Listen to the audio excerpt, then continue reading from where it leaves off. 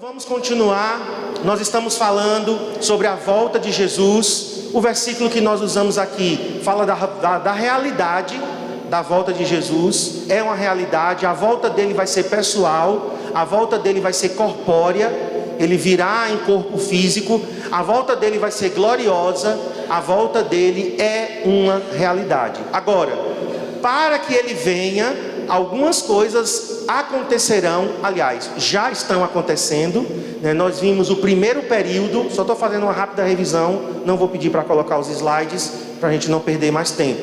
Mas nós vimos o primeiro período, que é o princípio das dores. E eu afirmei, né, com base nas escrituras, eu não posso afirmar nada com base em mim mesmo, que nós já estamos no princípio das dores.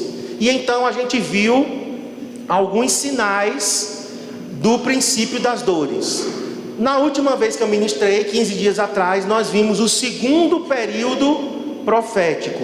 O segundo período profético é dores crescentes, dores de parto, que agora vão aumentando gradativamente. E esse segundo período, ele é marcado pelo surgimento do anticristo, que será um líder mundial, um líder político, juntamente com o falso profeta, que será um líder religioso.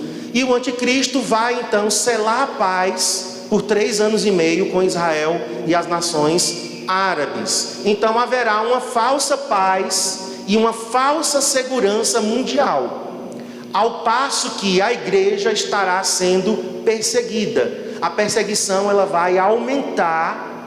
À medida que as dores de parto estão aumentando, significa que a perseguição está também aumentando, né? Nós vimos que na metade desse período haverá um rompimento do acordo de paz. E nós entramos então no terceiro período de tempo profético. Quando o anticristo romper a sua aliança com Israel, quando ele romper o seu tratado de paz, então a partir dali começa as fortes dores de parto. Coloca agora aí a linha do tempo para a gente se situar. Então eu já falei sobre o princípio das dores, eu já falei sobre crescentes dores de parto, e agora nós estamos aqui nessa linha que divide os dois períodos. Nós estamos então aqui entrando nos 3 anos e meio, os últimos, 3 anos e meio da história mundial. E nós chamamos então de grande tribulação. Esses últimos 3 anos e meio nós chamamos de grande tribulação. Abra comigo em Mateus 24. Mateus 24, 21. De onde vem o termo grande tribulação? Mateus 24, 21. Foi o próprio Jesus que usou esse termo, grande tribulação. Mateus 24, 21. Porque nesse tempo haverá grande tribulação. Então são palavras do Senhor. Grande tribulação, como desde o princípio do mundo até agora não tem havido e nem haverá jamais. Então Jesus deixa claro aqui em Mateus 24, 21, que haverá um período que não houve, que nunca existiu igual a ele. Desde o início do mundo não houve, e ele diz, e não haverá outro igual, porque esse período será um período de grande tribulação, grandes dores de parto, fortes dores vão acontecer. Então nós vamos hoje, mergulhar mais nesse terceiro período. Então diz aqui, a grande tribulação é o terceiro período de tempo profético, a plenitude das dores de parto, ou das fortes dores de parto, ocorrendo na segunda metade do período de 7 anos. Agora vamos continuar em Mateus, lendo a partir do 22 agora, tá? Vamos ler do 15, porque eu vou falar um pouco sobre o 15. Quando, pois, virdes o abominável da desolação, em algumas versões diz, a abominação desoladora, de que falou o profeta Daniel no lugar santo, quem lê entenda, então os que estiverem na Judéia, fujam para os montes. Quem estiver sobre o eirado, não desça. a tirar de casa alguma coisa. E quem estiver no campo, não volte atrás para buscar a sua capa. Ai das que estiverem grávidas e das que amamentarem naqueles dias. Orai para que a vossa fuga não se dê no inverno nem no sábado. E aí o 21 que nós lemos: porque nesse tempo haverá grande tribulação, como desde o princípio do mundo até agora não tem havido e não haverá jamais. Não tivessem aqueles dias sido abreviados, ninguém seria salvo. Mas por causa dos escolhidos, tem uma versão que diz: por causa dos eleitos, tais dias serão abreviados. Então, se alguém vos disser: eis aqui o Cristo, ou ei-lo ali, não acrediteis, porque surgirão falsos cristos e falsos profetas, operando grandes sinais e prodígios, para enganar, se possível, os próprios eleitos. Vede que vulo tenho predito. Portanto, se vos disserem: eis que ele está no deserto, não saiais, ou ei-lo ali no interior da casa, não acrediteis, porque assim como o relâmpago, agora é a volta dele. No final desse período temos a vinda de Jesus, verso 27. Porque assim como o relâmpago que sai do oriente e se mostra no ocidente, assim há de ser a vinda do Filho do Homem. Onde estiver o cadáver, aí se ajuntarão os abutres. Então Jesus agora, ele entra, com mais profundidade nesse período de grandes dores, de fortes dores. Se a gente fosse comparar com o parto de uma mulher, seria talvez a última hora. Os 60 minutos finais para uma criança nascer, as contrações são mais fortes e o intervalo entre as contrações é bem menor. Então, são dores muito fortes, dores intensas, e o intervalo é muito pequeno.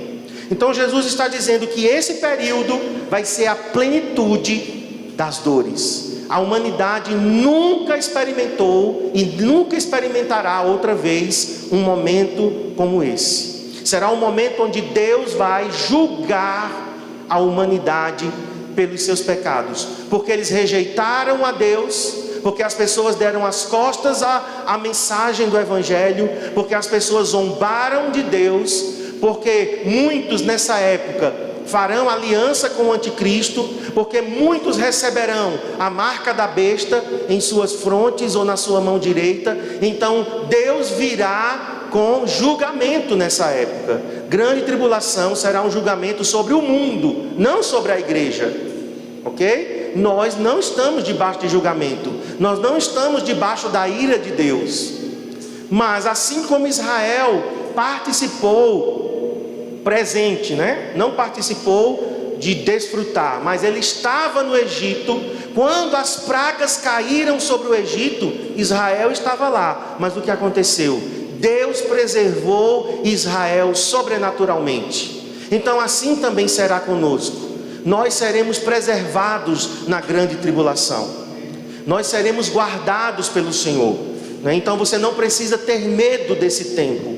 Você não precisa ter temor, você não precisa entrar em pânico, porque será um tempo de tribulação, de grande tribulação, mas é o julgamento de Deus sobre a humanidade, não sobre nós. Nós seremos preservados pelo Senhor sobrenaturalmente em meio à tribulação, em meio à grande tribulação, mas nós seremos preservados pelo Senhor de maneira sobrenatural. Amém? Agora, nós vimos aqui o verso 15, olha lá comigo em Mateus 21:15, diz: quando, pois, virdes o abominável da desolação. Como eu falei, tem versões que diz a abominação desoladora. O profeta Daniel, ele tinha profetizado a abominação desoladora, ou o abominável da desolação. O que é isso? O anticristo finalmente mostrará quem ele é. Ele vai romper a aliança com Israel. Então ele demonstrará abertamente a sua hostilidade, sem ter que enganar as pessoas incrédulas. E ele exigirá a adoração de todas as pessoas da terra. Isso aqui é só uma figura, já é o próximo, tá? Isso aqui é só uma figura, tá? Não é que vai ser assim, mas ele vai construir uma estátua ele vai colocar essa estátua em Jerusalém, e essa estátua, a Bíblia diz em Apocalipse, que ela receberá poder para respirar e falar. Essa estátua ela terá um espírito de adivinhação, falando através dela, está lá em Apocalipse. As pessoas vão achar que é Deus falando, que é Deus ali, e ele então vai se auto-instituir Deus. Isso é o abominável da desolação, porque os judeus não vão aceitar. Os judeus vão dizer: caímos no engano, Israel foi enganado por esse homem, e ele então passará a perseguir Israel. Então isso marca o início da grande tribulação, o abominável da desolação. O que é? O anticristo se auto-instituindo Deus, o falso profeta juntamente com ele, porque assim como temos a trindade divina, nós temos a trindade satânica. Nós temos o Pai, o Filho e o Espírito Santo. Nós temos então na trindade satânica Satanás representando o Pai, nós temos o anticristo representando o Filho, e nós temos o falso profeta representando o Espírito Santo. Então a trindade satânica, ela estará em atividade, no máximo da sua atividade neste período, certo? Então isso aqui é o que marca o início da grande tribulação, o abominável da desolação. Quando ele se levantar, ele vai se assentar no templo de Jerusalém, ele vai acabar com os sacrifícios, porque os sacrifícios vão ter sido retomados. Os judeus vão estar lá sacrificando, matando animais, e o anticristo então vai cessar os sacrifícios, e então ele vai exigir adoração, vai dizer: vocês agora vão me adorar.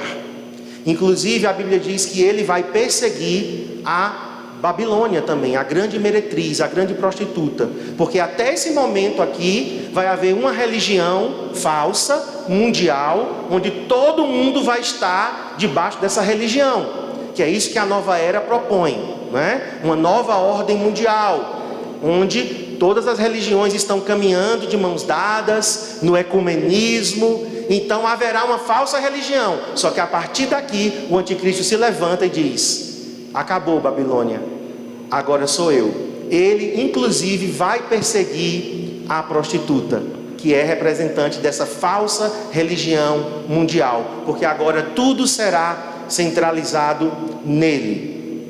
Quais são as expressões que a Bíblia usa para esse período? Agora vamos para Apocalipse 11. Apocalipse 11, 2.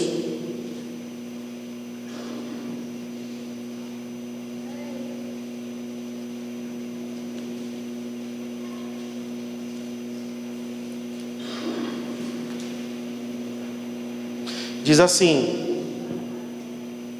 mas deixa de parte o átrio exterior do santuário e não meças, porque ele foi dado aos gentios. Ele foi dado aos gentios, estes por 42 meses. 42 meses. Em Apocalipse 13, 5, vai mais para frente um pouco. Foi-lhe dada uma boca, aqui é o anticristo, foi-lhe dada uma boca que proferia arrogâncias e blasfêmias, e autoridade para agir 42 meses. Faz as contas comigo. 42 meses equivale a quanto? Quantos anos? Um ano, 12. 2 anos, 24. 3 anos, 36. Meio ano, 6. 6 com 36, 42. Então nós estamos aqui vendo, não é, que 42 meses equivale aos 3 anos e meio. É esse último período antes da vinda do Senhor. Agora Apocalipse 11, 3. Volta. 11, 3. Darei as minhas 2 testemunhas que profetizem por 1260 dias. Então, se você fizer as contas, 1260 dias, um ano 365, mais um ano, dá quanto? 730, né? 730, com mais 365, Não, desculpa, porque o calendário judaico não é 365, é 360. Então vamos lá, 360 com 360, 720. 720 com 360, 1080. Agora divide 360 pela metade, porque é 3 anos e meio, né? Então se você somar 1080 com mais 180, dá 1260 dias. Então os 1260 dias aqui, também em Apocalipse 12:6, não vamos ler. Em Apocalipse 12:14, agora sim, vamos lá. 12:14. E foram dadas à mulher as 2 asas de grande águia, para que voasse até o deserto, ao seu lugar. Ainda é sustentada, aí onde é sustentada, veja, durante um tempo, tempos e metade de um tempo. Então ele está dizendo um tempo, tempos como se fosse 2 mais 1, 3, e metade de um tempo, 3 anos e meio. A mesma coisa em Daniel 7:25, em Daniel 12:7. Em Daniel 9:27, vamos para lá agora, vai para o Velho Testamento.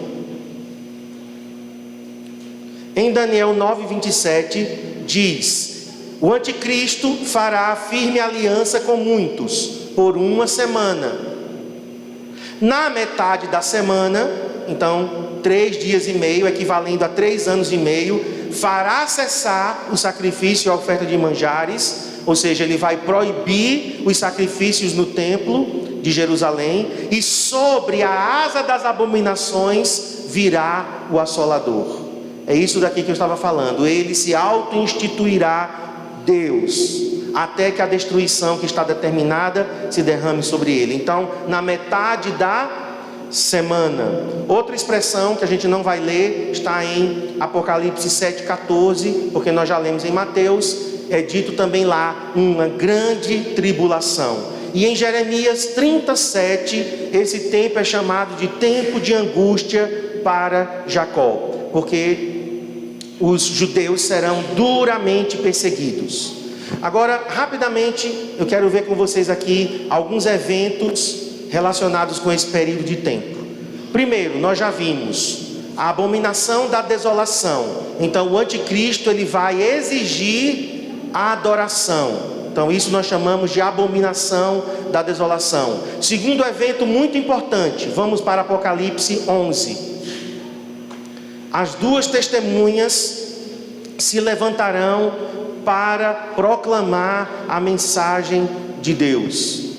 As 2 testemunhas vão surgir. Apocalipse 11, de 3 a 6, eu não vou ler o texto todo, mas o versículo 3 diz: darei as minhas 2 testemunhas que profetizem por 1260 dias, 3 anos e meio. As 2 testemunhas, elas proclamarão a mensagem. Pastor, quem são essas 2 testemunhas? Nós não sabemos, não há uma identidade certa. Nós sabemos que serão profetas. Nós sabemos que serão 2 pessoas com muita autoridade, com muito poder, que nesse período, com ousadia, vai confrontar o anticristo.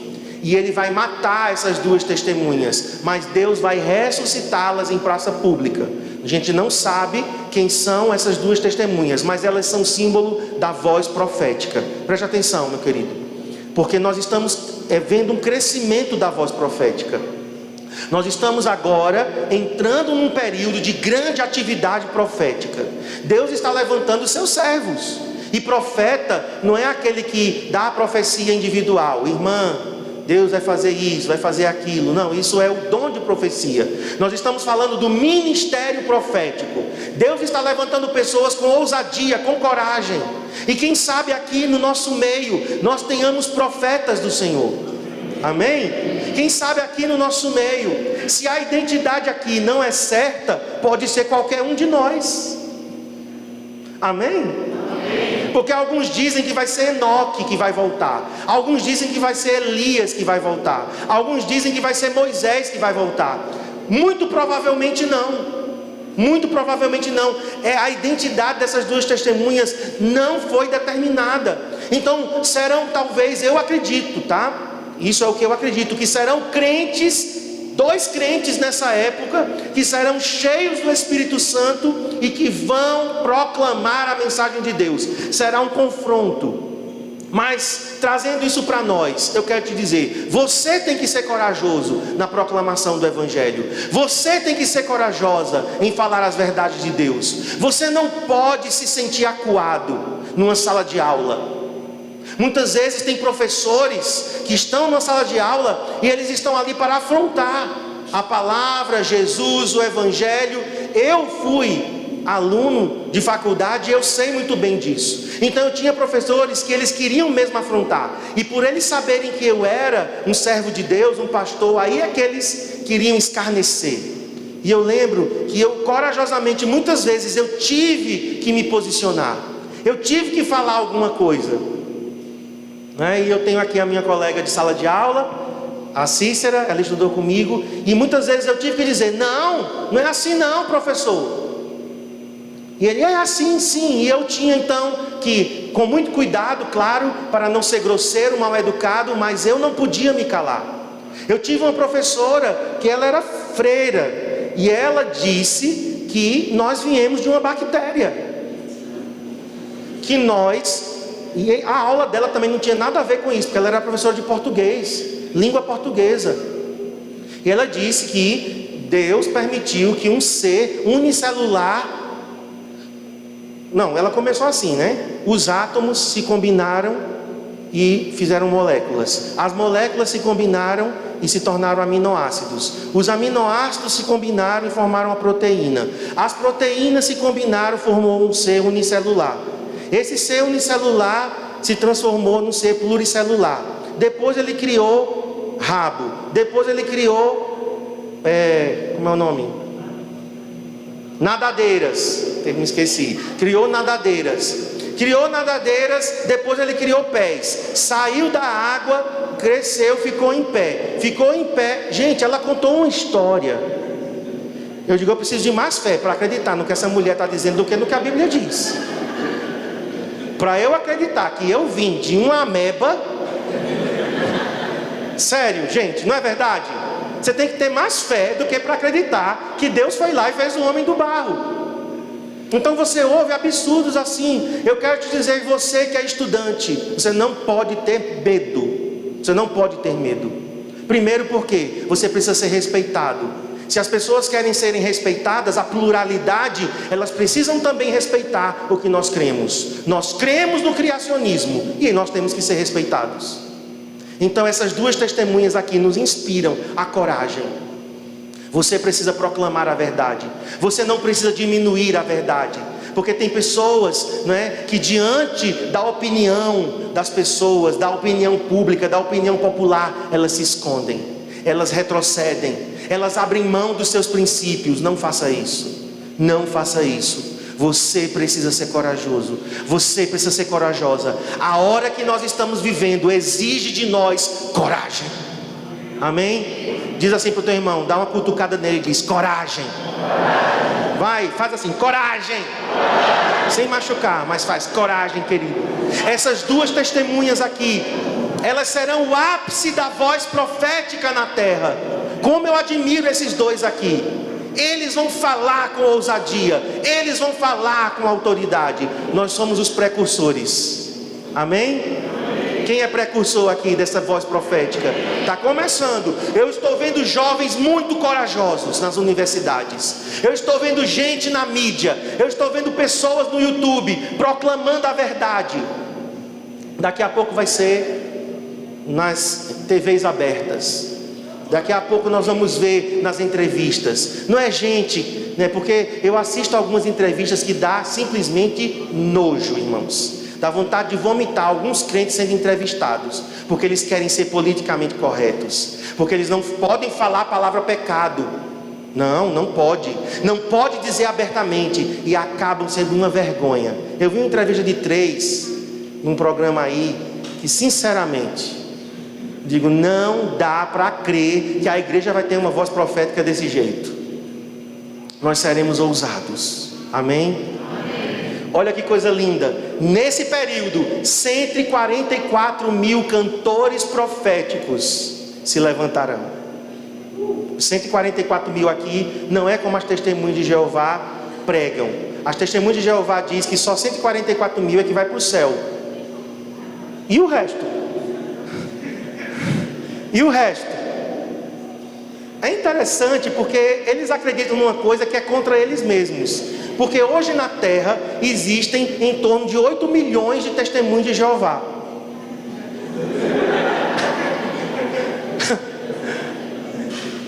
Ou seja, se eles dizem que só 144 mil e os outros 7 milhões 800 e tantos mil não vão para o paraíso, mas não vão para o céu. E não é isso que Apocalipse está dizendo. Vamos para Apocalipse 7.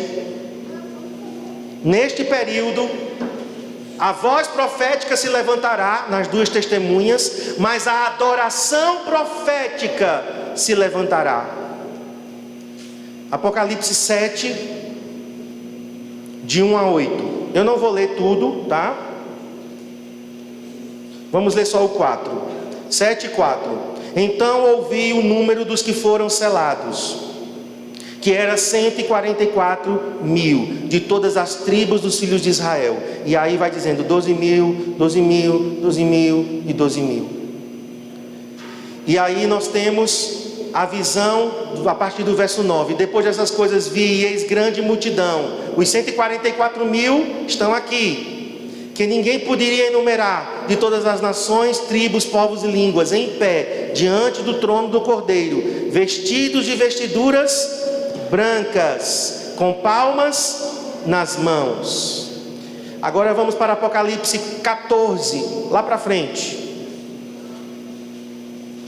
14:1. Olhei, e eis o Cordeiro, Jesus, em pé sobre o monte Sião, e com ele 144 mil, tendo na fronte escrito o seu nome e o nome de seu pai. Ouvi uma voz do céu, com voz de muitas águas, como voz de grande trovão. Também a voz que ouvi era como a de arpistas. Deve ser uma coisa fenomenal. Como tangem a sua harpa, entoavam um novo cântico diante do trono, diante dos 4 seres viventes e dos anciãos.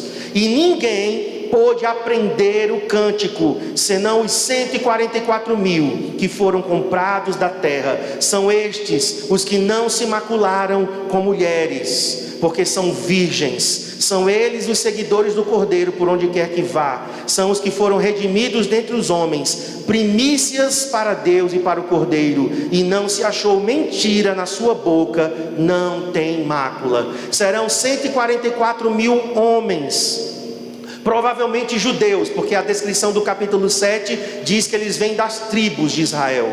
E esses 144 mil judeus serão virgens. Eles não terão tido contato com mulheres, porque eles serão totalmente dedicados a Deus. Mas aqui está dizendo que eles serão cantores, cantores proféticos. Meu Deus, o que nós estamos vivendo hoje, irmãos? A voz profética está se levantando, mas também a adoração profética está se levantando. Amém? Talvez você diga, eu queria fazer parte dos 144 mil, mas eu quero ter mulher. Eu sei, né? Eu sei como é que a coisa funciona, né? Eu queria fazer parte desse grupo seleto, porque esse grupo aqui, cá para nós, é seletíssimo, tá? Seletíssimo, porque são primícias para Deus e para o Cordeiro. Então, mas também, talvez você diga, mas eu não sou judeu. Eu não sou judeu, então eu não vou poder fazer parte de 144 mil. Não se preocupe, porque nós podemos fazer parte da igreja adoradora. Amém? Essa coisa de adoração, queridos, não é invenção de Marcos, não é invenção de Cristiane, não é invenção dos ministros, das pessoas que nós conhecemos. Não, essa coisa de adoração nasceu no céu.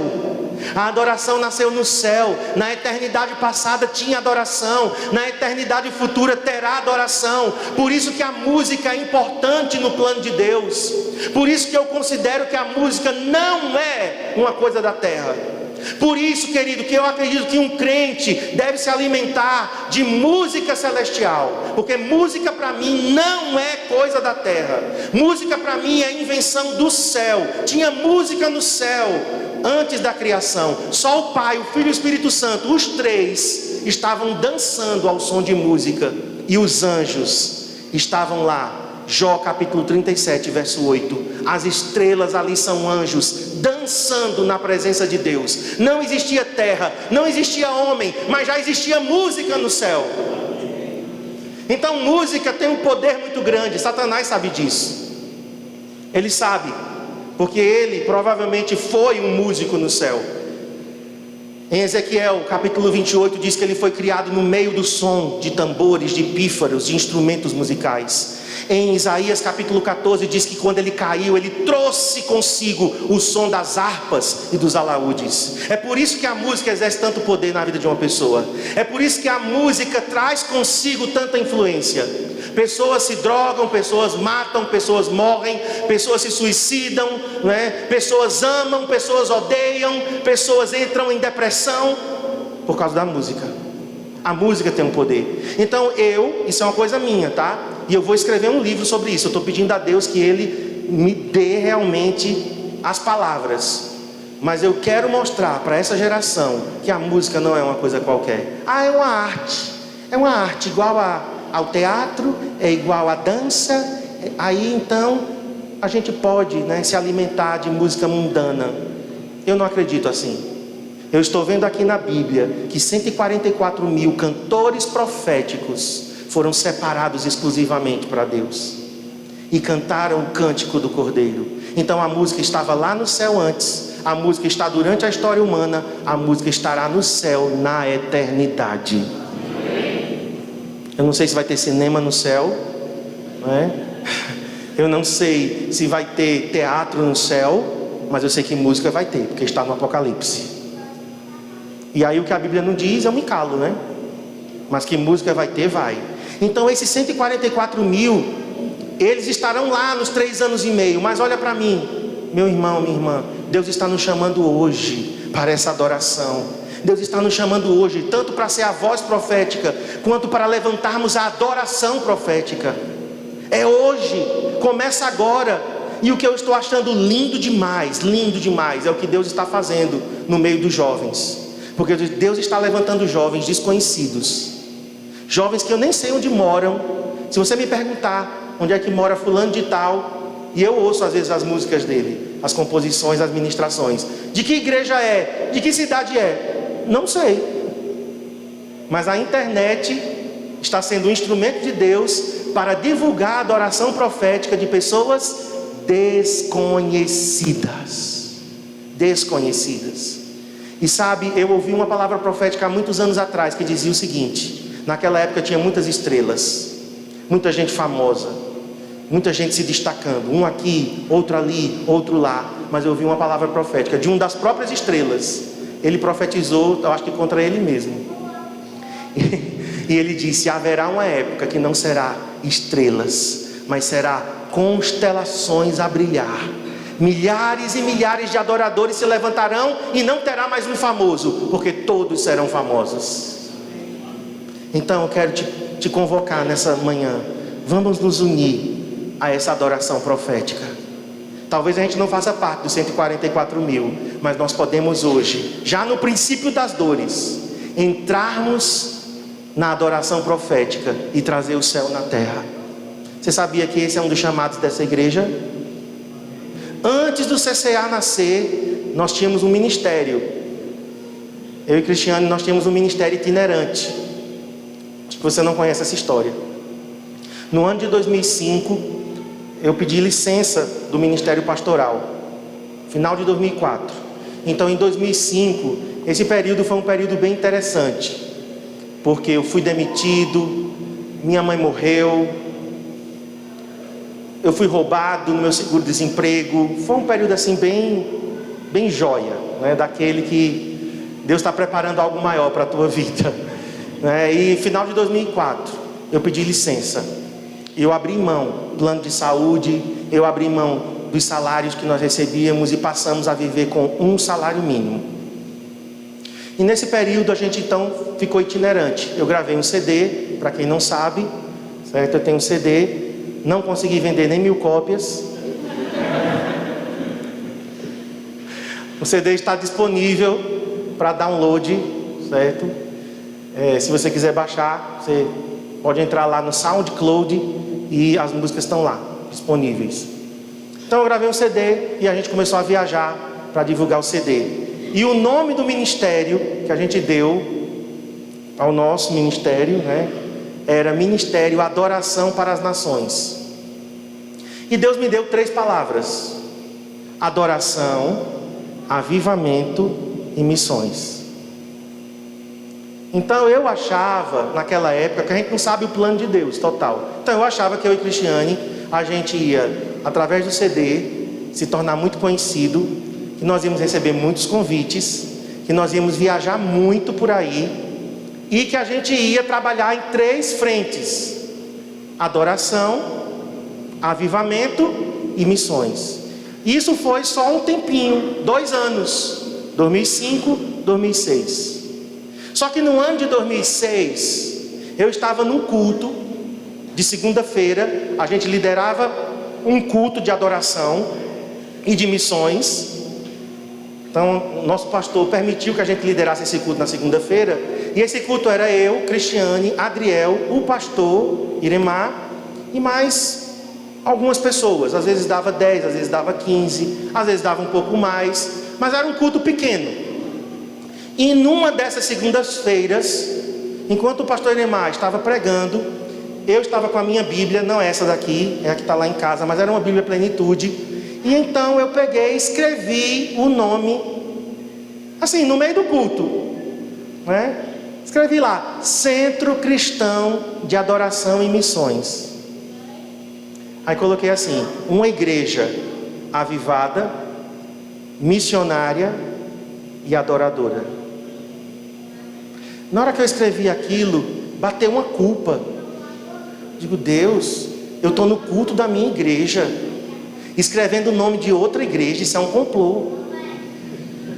Sério, porque eu era muito exigente comigo. Aliás, eu ainda sou muito exigente comigo, nessa questão de lealdade, de fidelidade.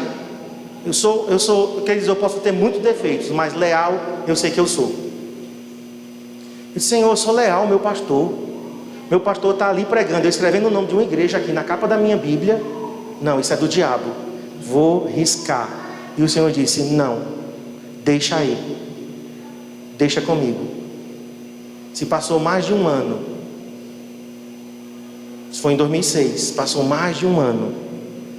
E então, em 2007, quando eu abri a minha Bíblia, ainda está lá, eu até vou botar num quadro, eu vou pedir para escanear para mostrar a vocês. E eu coloquei: essa é a prova. E quando eu olhei na minha Bíblia, estava escrito: Centro Cristão de Adoração e Missões. Uma igreja avivada, missionária e adoradora. E o Centro Cristão de Adoração nasceu em 5 de agosto, com base nisso, que Deus já tinha falado comigo e com Cristiane. A gente não sabia o que era, a gente achava que era um ministério itinerante, e não era. Eu achava que eu ia ser um cantor gospel, e não era. Eu achava que eu ia vender CD aí, né? Muito CD e muitos convites, e não era isso. Deus estava nos preparando. Mas por que eu estou falando sobre isso? Porque a base do Centro Cristão de Adoração é Jesus. Amém? A base é Jesus, mas Ele é o centro da atenção, Ele é o centro da adoração. Centro cristão, ou seja, um lugar central onde Cristo recebe adoração. Por isso nós não abrimos mão dessa nossa característica. Ah, pastor, o louvor dessa igreja às vezes é muito comprido. E vai continuar sendo, porque essa é a nossa identidade. Nós não vamos formatar: vamos fazer um louvor de 20 minutos para poder agradar todo mundo. Se eu fizer isso, eu, Marcos Alexandre Pires da Rocha, eu estarei pecando diante de Deus, porque o Senhor disse: essa igreja será uma igreja adoradora. Eu sei que tem igrejas aí que o momento de louvor é mais curto, canta 2 corinhos para esquentar. Eu já fui dessa época. Corinho, olha o nome. Vamos cantar um corinho? Aqui a gente não canta corinho, irmão. Aqui a gente adora. Vamos cantar para esquentar, irmãos? Não, a gente não canta para esquentar a mão, não. A gente canta para Jesus. A gente canta para Ele. E a gente tem que gastar tempo. Então essa é uma das nossas características. Eu aproveitei aqui o gancho para falar um pouco da nossa história, talvez porque você não conhece a nossa história. Então tem pessoas que chegam aqui, esse povo canta demais, e fica repetindo, Jesus, Jesus, Jesus. O que é isso? Estou te explicando as nossas origens. Canto espontâneo não é invenção agora de Dunamis, de Laura Sogel, de F. Hop, não. A gente já cantava canto espontâneo em 1987, meu querido. Você não era nem nascido e a gente já cantava. Viu?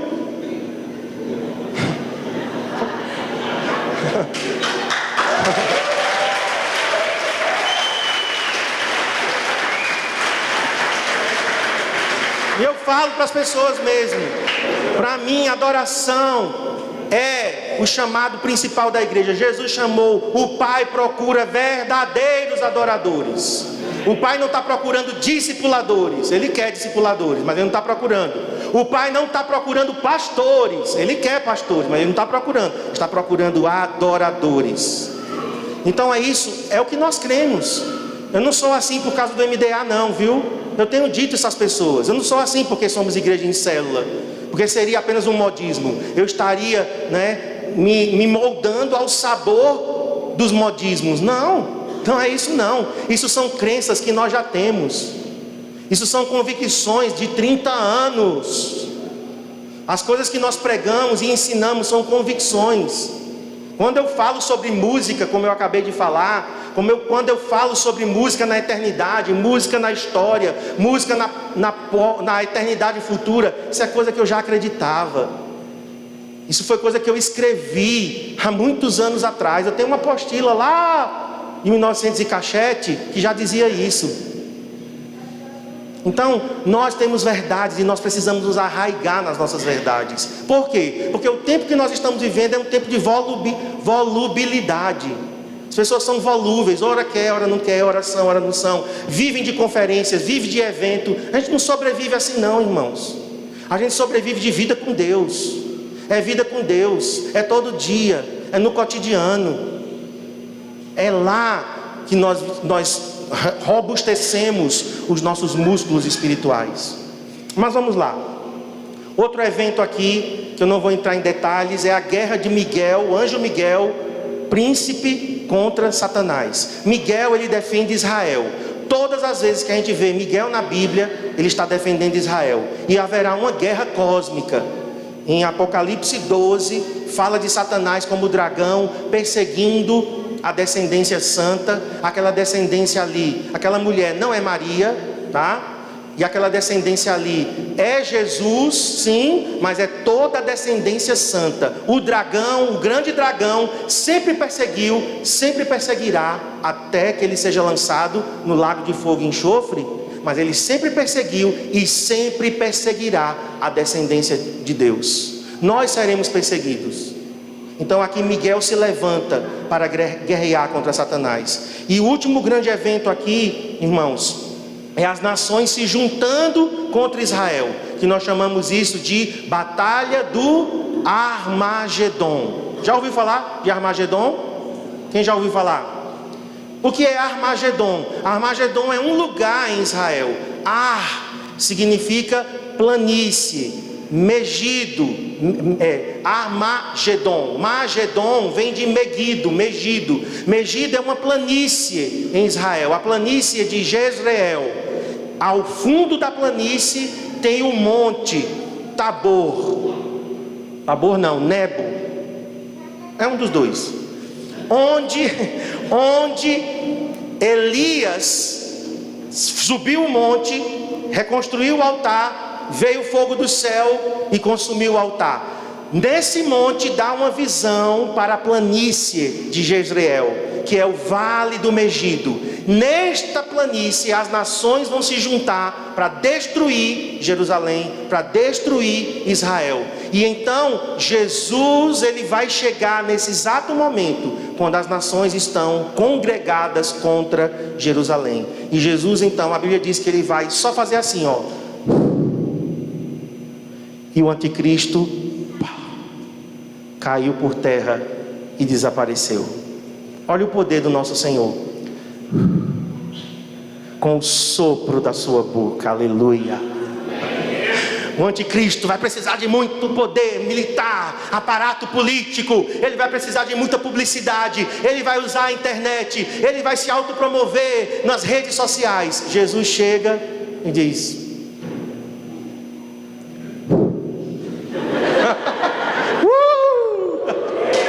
esse é o nosso Senhor.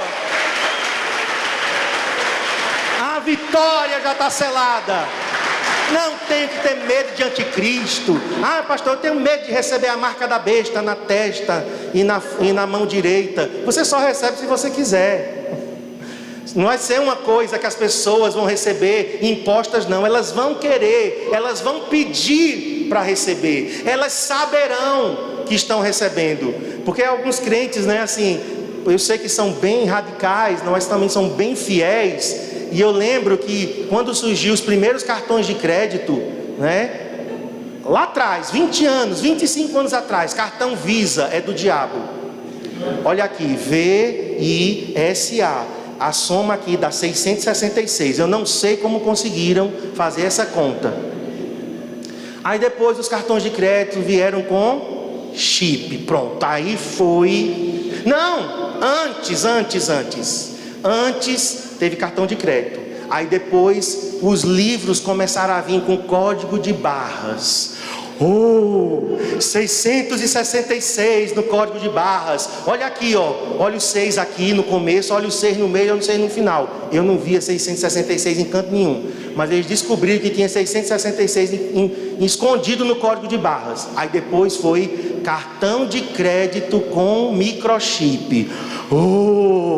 A marca da besta. Quem usar cartão de crédito com chip, meu querido, claro que vai ser tecnológico. A marca da besta vai ser tecnológico. Vai ser. Vai usar os meios eletrônicos. Vai. Se vai ser esse microchip do tamanho de um grão de arroz que se implanta, um implante subcutâneo, que já existe isso. Vai usar tecnologia. Agora, olhe para mim. Você não tem que ter medo de que você vai usar a marca da besta sem saber que é a marca da besta. Não existe isso. Aqueles que receberão conscientes. Aqueles que receberão vão pedir para receber. E aqueles que não receberem saberão também que estão rejeitando. Então você não precisa, tá, ficar nessa paranoia. Porque quando a coisa realmente acontecer, ainda não aconteceu, mas quando acontecer, nós vamos saber. E tem crentes que vão dizer: eu sei que é a marca da besta, mas eu quero receber. Porque senão eu não compro, eu não vendo, eu morro. Não vai confiar em Deus. A nossa confiança tem que estar em Deus. O nosso suprimento será em Deus. O nosso sustento virá de Deus. Eu estava falando isso para Adriel, para Abner, e eles começaram: então vamos construir um abrigo subterrâneo. Vamos juntar algumas sementes. Vamos guardar algumas sementes. E a gente esconde, painho. E aí a gente vai poder plantar. E a gente vai poder ter nosso próprio alimento. Vamos desenvolver um alimento super nutritivo em barras. Porque a gente come uma pastilha e a gente então sobrevive um mês só com aquela pastilha. Coisa de filme, né? Assim, irmãos, Deus vai nos sustentar. Como que esse sustento vai ser? Eu não sei te dizer, mas eu sei que Ele nos sustentará nesse momento mais terrível da história. Ele vai preservar aqueles que são seus. Se você chegar e dizer: eu não recebo a marca da besta, porque eu confio no meu Deus, Ele me sustentará, e Deus vai te sustentar. Amém?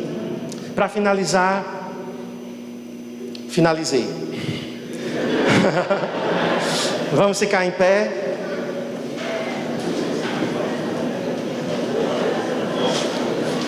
Põe a mão no seu coração. De tudo que foi falado, de tudo, eu só quero que você se apegue a algumas coisas. A primeira: nós temos que ser corajosos como as duas testemunhas serão. Nós não podemos calar a nossa voz. Feche seus olhos agora. E nós vamos pedir essa coragem. Nós vamos pedir essa ousadia ao Senhor. Porque talvez eu até sei que algumas pessoas, elas ficam intimidadas, elas se acovardam às vezes. Mas eu vou orar por você agora, para que o Senhor te dê coragem e ousadia sobrenatural. Na escola, na faculdade, com os teus vizinhos, no meio da tua família. Você vai ser corajoso, você vai ser corajosa. Você não vai se envergonhar das palavras de Deus. Você não vai se envergonhar de dizer que é dele. Todas as vezes, eu te dou aqui uma dica. Todas as vezes que você quiser se amedrontar, se acovardar, porque as pessoas estão pressionando, porque você é crente, porque as pessoas estão te discriminando, porque elas estão tendo preconceito com você, vai para Apocalipse 11 e lê sobre esses dois mártires. Lê sobre essas duas testemunhas, essas duas pessoas que serão levantadas com poder e autoridade na terra, e não se intimidarão, não se envergonharão, não se acovardarão. Vamos orar agora, queridos. Essa primeira oração é por coragem, por ousadia. Você precisa ser um homem, uma mulher de coragem, um jovem de coragem, um adolescente de coragem. Você não pode retroceder, você não pode se envergonhar de Jesus. Você não pode diminuir o padrão da palavra de Deus. Você não pode minimizar. Você não pode dar um jeitinho para ser aceito. Você não tem que querer ser politicamente correto. Senhor, dá-nos coragem, dá-nos ousadia. Eu peço coragem nessa manhã. Como aprendemos aqui, nesse momento, Senhor, desses últimos anos sobre a face da terra, nós precisaremos de coragem, nós precisaremos de ousadia para proclamar a sua palavra. Não é para levantar a bandeira de um partido, de um político, não é para levantar a bandeira de uma ideologia. Senhor, nós precisamos de coragem para proclamar a verdade do Evangelho eterno. Nós precisamos de coragem para entrar nas escolas, nas faculdades, nas mídias sociais. Nós precisamos, amando os perdidos, amando os não salvos, amando a humanidade, mas não podemos diminuir a verdade da sua palavra. A sua palavra diz: falando a verdade em amor, cresçamos em tudo. Eu oro, Senhor, por isso. Repita comigo, querido, querida. Se você quer essa coragem sobrenatural, diga comigo: Senhor, me reveste de coragem, de ousadia, de força espiritual, de unção, assim como homens foram levantados durante a história, como essas duas testemunhas se levantarão para proclamar a palavra. Hoje, Senhor, eu quero ser corajoso. Amém. A segunda oração que nós vamos fazer é em cima daquilo que eu falei. Os 144 mil nos inspiram à adoração profética. 144 mil homens, virgens, dedicados ao Senhor, consagrados ao Cordeiro, vão viver exclusivamente para Ele. Eu te disse, talvez eu e você não vamos fazer parte, provavelmente não, desse grupo seleto, mas nós podemos hoje fazer parte da igreja adoradora, da igreja que adora e entende por que adora, de uma igreja que tem uma identidade. Você faz parte dessa igreja, a igreja de Jesus, mas você também faz parte da igreja local, chamada Centro Cristão de Adoração.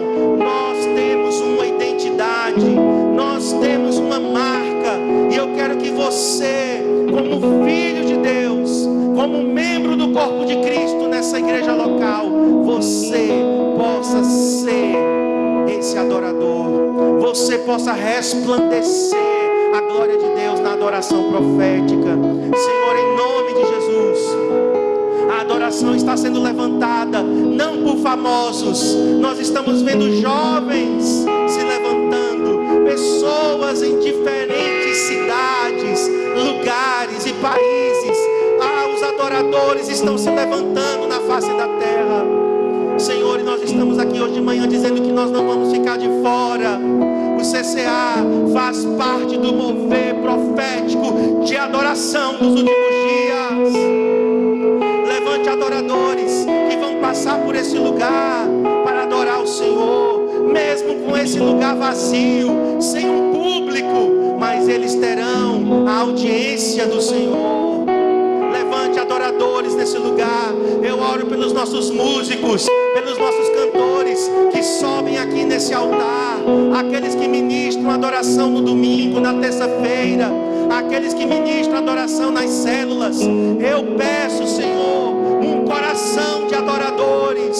Eu peço por essa visão queimando em nossos corações, como o Senhor fez comigo e Cristiane, quando nós éramos ainda adolescentes.